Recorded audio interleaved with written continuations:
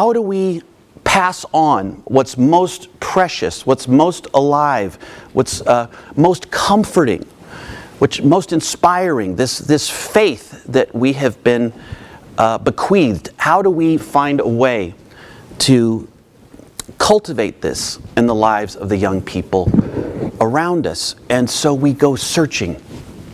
Does anybody have the answer? What are they doing down at that church? What's happening? Anybody have a book? What's on Amazon?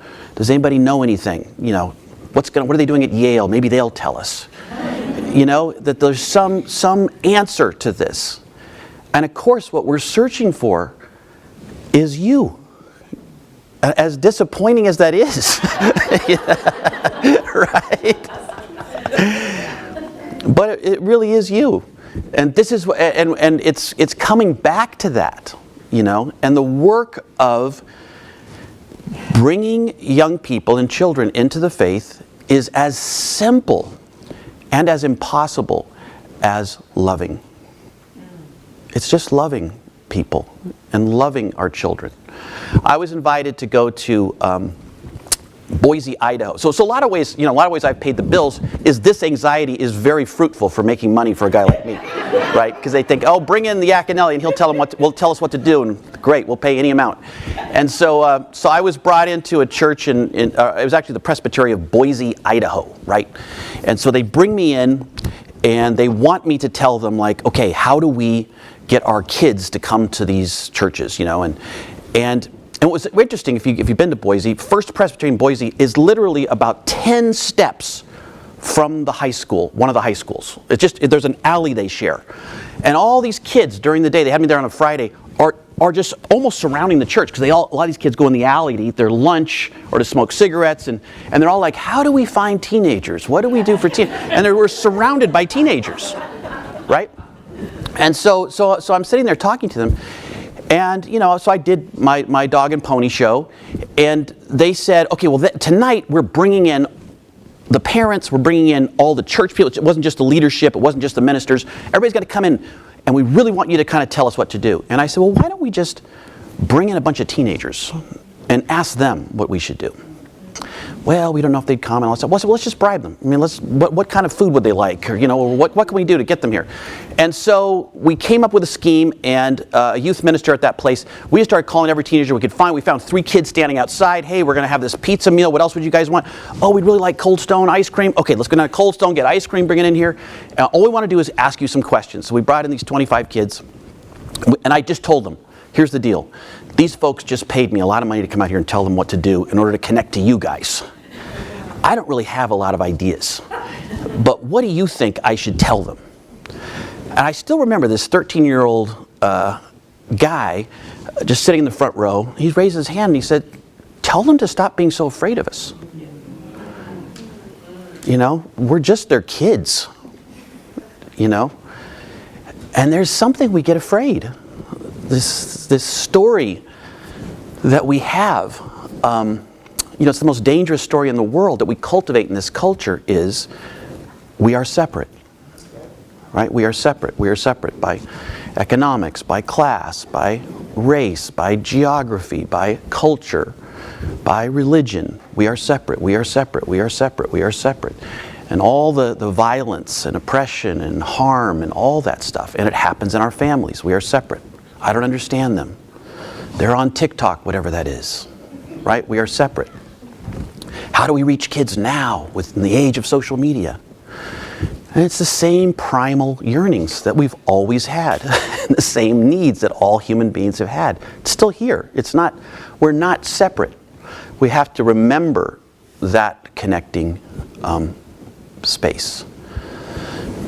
So Desmond Tutu is teaching at Candler School of Theology. He was about to work on a book, and the president of Emory found out about this, was brave enough to write him and said, hey, we have a beautiful home on campus. We'd love to offer it to you for a year while you're writing this book, and maybe you could come into a few classes. And he took him up on the offer.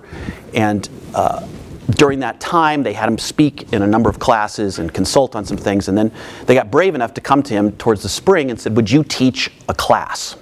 would you be willing to teach one class? And he said, okay, I'll teach a class, but I don't want to teach it at Emory. I want to teach it at the theology school, at Candler School of Theology, and I want some restrictions on it. I think that class will be just for those seniors who are getting ready to leave seminary and go serve in churches. I don't want academics. I want people who are going to go serve the church. And I want them to be seniors, and so the class is going to be called God's Love. So those were the requirements were put on that. Turned out all of a sudden the number of people who were going into ministry doubled because they had about 75 people in the class. And my friend Michael Herenick was in the class, and he said, you know, Desmond Tutu gets up in front of the room and he just starts talking, but he's very sensitive, you know, to people and to an audience, and he has a great connection with folks. And as he's talking, he notices people aren't giving him their full attention, that people are looking around, there's some people are talking to one another, and so he just stops and says, am I missing something? Is something going on that I'm not aware of? And one of the students says, yeah, we were just wondering, is there a syllabus? Right, these are people who've been formed and trained in school culture, and so they're looking for that syllabus that tells them what the readings are, what the assignments are, how that's going to be graded, what the assignments are going to be. And he says, there's no syllabus, and there's going to be no readings, there's going to be no assignments, and my plan is just to give everyone an A. Well, this is really disturbing, right? People are kind of looking around like this sounds like communism. You know, we don't do that here, you know. And he says, you know, God has very low standards. God has very low standards, so will I. Everybody gets an A.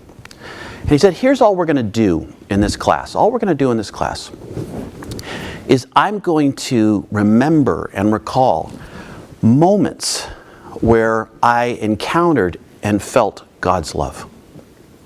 I'm going to tell you those stories. I'm going to tell you those moments. And then as the class progresses, I'm going to ask you to remember and recall times when you felt or came close to God's love. I'm going to have you share those stories. That's all we're going to do. And he said, here's why. I know you've studied church theology and church doctrine, you've taken classes in Greek and biblical hermeneutics and all these things. But he said, if you leave this school and you don't know God's love in the marrow of your bones, you leave this institution with nothing. With nothing. So all we're going to do is remember and recall and tell one another those moments when we knew, when we felt, when we experienced. Right? That's where the authority comes from. That's where the power comes from. That's where our warmth comes from. That's where patience, generosity, kindness, right? The fruits of the Spirit. It comes from doing the hard work that nobody wants to do, which is to slow down and remember and receive. Right? Remember and receive. And from that place, there is energy, there is creativity, there is inspiration, there is patience to behold the young people and children around us, and to listen for the divine spark and to mirror it back to them. Right? That's where this all comes from. That's all we got, really.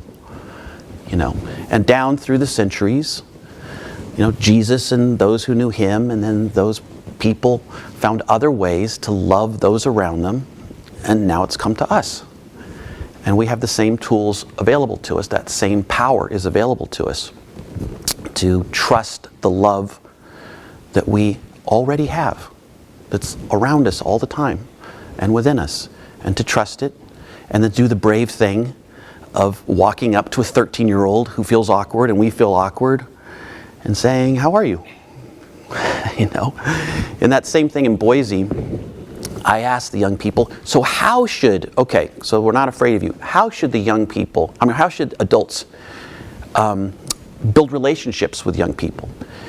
And again, some young woman said, well, usually what I do, she was like 11, is I say, hi.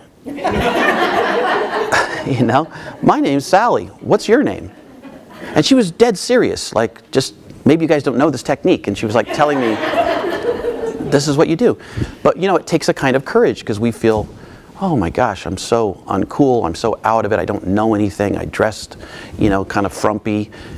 How would I ever connect to a young person? But what I find is young people are desperate for someone to take them seriously, for someone to treat them with dignity, for someone to be curious about who they are, for someone to be present and listening.